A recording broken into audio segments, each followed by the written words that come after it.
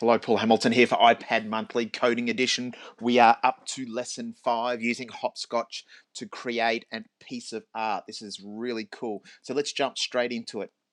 Hopscotch, if you haven't used it before, you do need a login, but it's relatively easy to create an account, and your students don't have to put in an email account, which is really, really good. So what we're going to do here is jump straight into it, press create.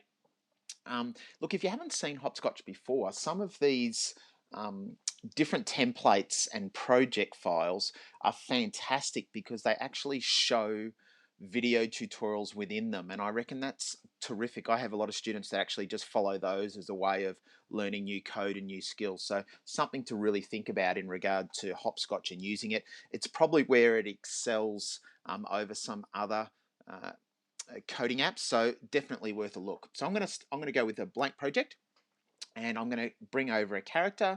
Let's go with Cosmic Cody here. Just position him somewhere on the grid. We're going to add a new rule for him, and basically what we're going to do is click on More, and what we want to do is bring over the when the iPad is pressed. So not when Cosmic Cody, but when the iPad is pressed. That's the piece of code we're actually going to use, because when the actual user touches the screen, we want it to draw a trail. So what we're going to do here now is bring over the draw code, and we're going to go with the leave a trail.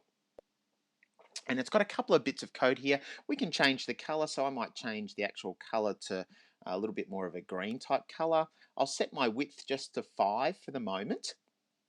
And what we're actually going to do here is we're going to look at the move code.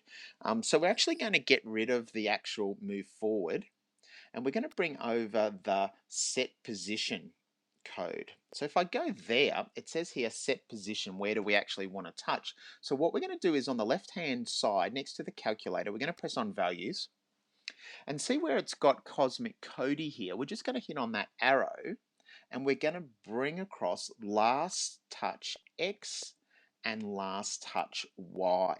And that's basically it. We can play around with the different code, and we can get our students to mix colors and bring over emojis as a way of actually kind of using a different kind of, I guess, texture when we draw. But basically, let's play it and see what it looks like. So we've got Cosmic Cody. When I press Cosmic Cody, it actually leaves a line. So I can actually play around with the thickness if I want.